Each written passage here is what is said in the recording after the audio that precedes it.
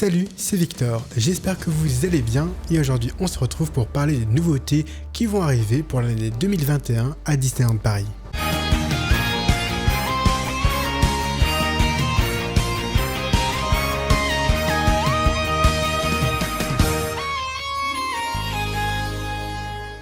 Vous le savez, fin 2020, il y a eu un événement Inside Ears en ligne. Et Disneyland Paris a révélé toutes les nouveautés qui vont arriver pour l'année 2021. Donc il est clairement temps de faire le point. Tout d'abord, première annonce, et c'est l'annonce auquel je m'y attendais absolument pas.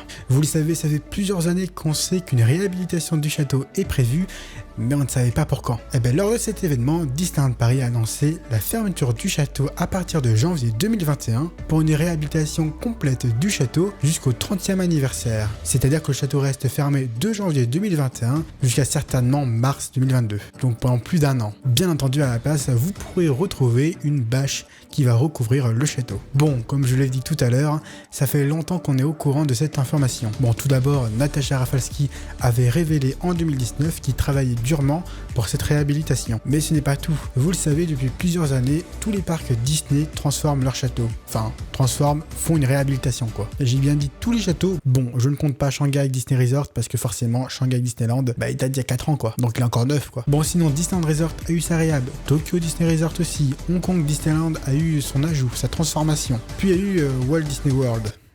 On va pas parler de Walt Disney World.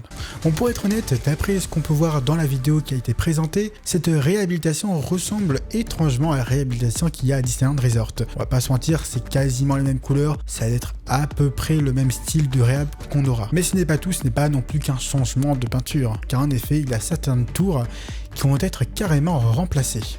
À l'identique, évidemment. Autre fait important concernant le château, bon, vous le savez, depuis mars 2020, il n'y a plus de spectacle Disney Illuminations à cause de la crise sanitaire. Et vous le savez, les vaccins vont être proposés à toute la population d'ici quelques jours. Donc on pouvait imaginer le retour peut-être du spectacle nocturne dans quelques mois, mais du coup ça ne sera pas le cas. Alors il y en a certains qui vont me dire ils vont peut-être le faire sur la bâche. Il n'y a qu'un exemple concret, c'est à Disneyland Resort. En effet, à Disneyland Resort, à l'époque, il y avait le spectacle Mickey Mixing Magic et le château était en réhabilitation et du coup il faisait quand même du mapping, c'était une projection de Mickey qui était, du show, mais sur une bâche qui était totalement, plate. Donc c'était très très moche, mais ce n'était pas si grave dans le sens que eux, pendant leur show nocturne, ils ont le mapping sur Main Street, ils ont aussi le show sur It's a Small World, mais aussi sur la scène là où il y a Fantasmic. Donc en gros, il y avait 3 autres zones où il y avait réellement du mapping. Là où à Disneyland Paris, c'est plus compliqué parce que Disney Illumination était joué uniquement sur le château. Donc la question qu'on peut se poser, c'est est-ce qu'on reverra un jour Disney Illumination ou pas? Parce que comme je dis tout à l'heure, la réhab s'arrêtera pour le 30e anniversaire de Disneyland Paris. Je m'appelle Tracy Eck, je suis la directrice artistique pour le parc Disneyland. Le château de la Belle au Bois dormant, qui est l'icône du parc, tout le monde reconnaît, on voit une photo, tout de suite on sait où on est. C'est la première fois depuis l'ouverture qu'on fait une réhabilitation de cette envergure de notre château. Et on veut qu'il soit vraiment parfait pour le 30e anniversaire. Le chantier a démarré en janvier, on est sur les starting blocks, ça fait 2 ans qu'on le prépare. On va travailler avec les meilleurs artisans de France. Pour les toits par exemple, nous travaillons avec des artisans qui travaillent également sur les monuments historiques, tels Notre-Dame de Paris.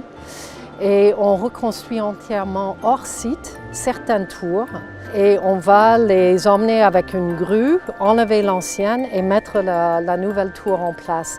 C'est un peu la même méthode qu'on a utilisée lorsqu'on a construit le château en 1990. Nous, dans notre équipe de Imagineers, on veille sur l'esthétique, donc les couleurs qu'il faut. On regarde tous les plans pour être sûr que tout est parfait. Après, on a un très grand suivi sur le chantier. On va accompagner toutes les équipes de construction, tous les peintres. On travaille très étroitement avec eux pour qu'on les accompagne et qu'on a le résultat digne de notre icône du parc. On va pouvoir quand même traverser le château. Il ne sera pas entièrement fermé. On pourra aller dans les boutiques. Le passage sera très fluide. Il va être entièrement couvert d'une bâche pour laquelle on a dessiné une thématique qui représente le château. Parce que on est très très conscient de l'importance du château et on s'assure que nos invités, quand ils arrivent et ils prennent leurs photos dans le parc, ils ont l'image du château derrière.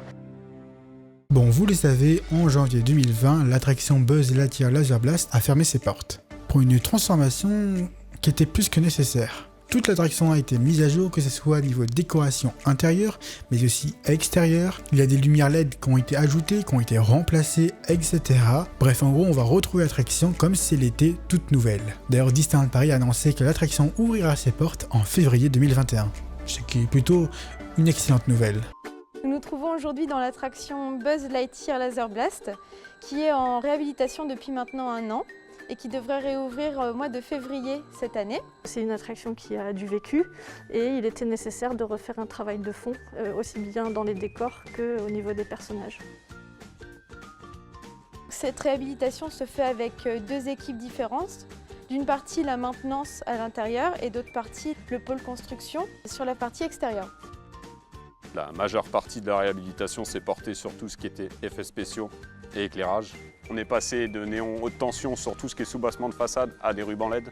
On a conservé la première technologie qui a été mise en place sur cette attraction avec des néons spécifiques, avec un décor du plus bel effet.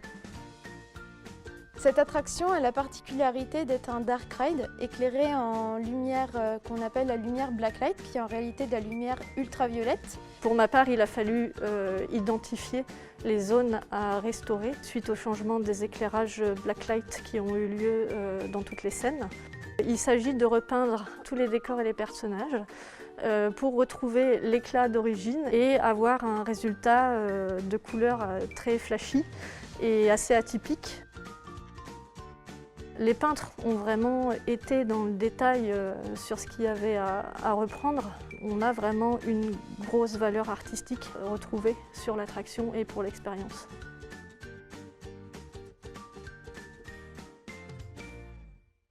Les équipes de Walt Disney Imagineering n'interviennent pas seulement sur l'éclairage, les finitions de figures et de peinture générale dans l'attraction, mais aussi les éléments d'animation.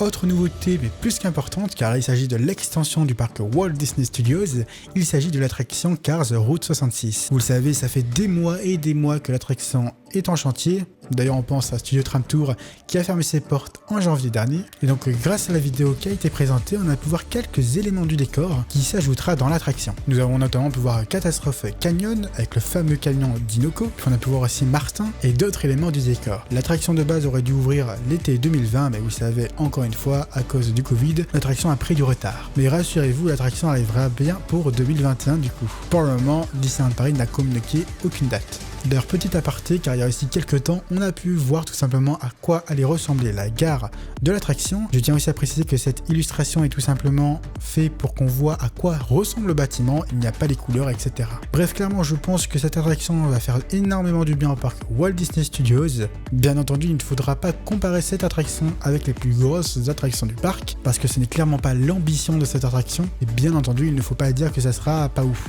Je pense sincèrement que c'est une attraction sympathique et vraiment cool. De toute façon, je pense pas qu'on fera pire que le studio Tram Tour, quoi. Bref, personnellement, j'ai très hâte de découvrir cette nouveauté.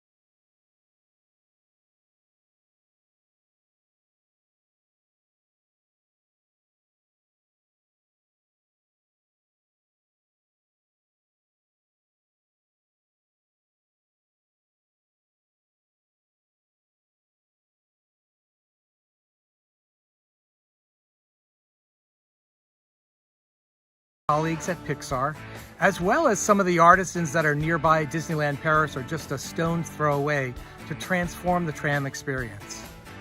And of course, Catastrophe Canyon, which is one of the highlights of the tram tour, is going to be rethemed to find itself in the world of cars.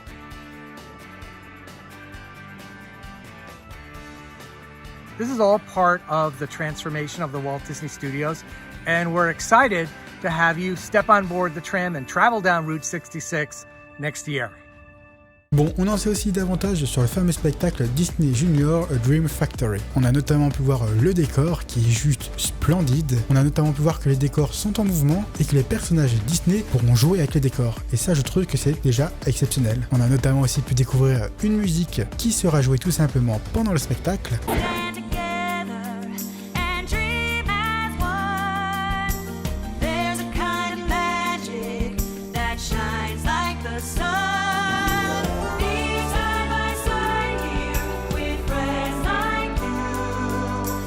Puis on a aussi découvert tout simplement les costumes de Mickey et Minnie, et personnellement j'adore ces costumes, je les trouve juste waouh.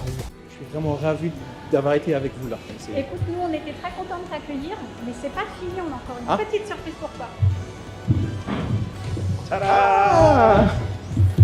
Hey Minnie, hey Mickey! So talk about magical transformations. Here are Mickey and Minnie in their brand new Disney Junior Dream Factory costumes. With Minnie, Minnie's got all her fun, fantastic things too, but you know, Mickey's got some fun, fantastic things as well. He's got a brand new hat on. Everything's got rivets and gears and nuts and bolts and that fantastic belt that he has there. And don't forget the pocket watch. You can't forget a really good pocket watch. I love the pocket watch. Yeah, especially in the 40s, it was all about the pocket watch. Sure. Now you see, I'm going to say this one quick thing. You see on their tool belts, they have these special keys. Well, they are the Dream experts, and these special keys play a very big role in the show. And you can see that they're 40s inspired here. We've got some great gear motif going on here. It's all sewn on, it's stitched. Minnie, can you do a quick little twirl for us? Wow. And it's all the way around, just like that. So we've got little touches even in her bow. You see, we've got the gears in her bow, all bringing us back to the factory itself. Encore un grand merci pour votre accueil et j'ai vraiment hâte de commencer à rêver avec vous. Bah écoute, Diona, merci à toi d'avoir passé du temps avec nous dans ce nouveau théâtre et nous sommes vraiment maintenant impatients de pouvoir dévoiler ce tout nouveau spectacle. Merci Diona, we can't wait to welcome you and our guests here in the Dream Factory. We can't wait to see you. See you guys soon. Bref, autre grosse nouveauté, vous le savez actuellement, il manque un hôtel. C'est l'hôtel New York, The Heart of Marvel. L'hôtel aurait dû arriver durant l'été 2020, mais encore une fois, là aussi, vous connaissez la chanson, le Covid. Les travaux avancent et on a pu découvrir du coup certains aspects de l'hôtel, des décors. Disneyland Paris nous a montré quelques éléments du décor, comme l'accueil notamment, mais aussi la piscine, qui est notamment très stylée, qui s'appelle Metropool. Et personnellement, ce que j'ai hâte de découvrir, c'est les fameuses statues d'Iron Man qui seront présents à l'accueil. Ça, personnellement, je suis un grand fan d'Iron Man. Bref, pour faire simple, on nous a montré en vrai ce qu'on avait déjà vu en concept art. Mais bon, vous savez, on peut pas parler de l'hôtel Marvel sans parler du Land Avengers Campus. Et c'est très étonnant que Disneyland Paris n'en ait pas parlé. Parce que pour vous dire, la vidéo qu'il y a eu, c'était pour les Inside Ears et c'était toutes les nouveautés pour l'année 2021.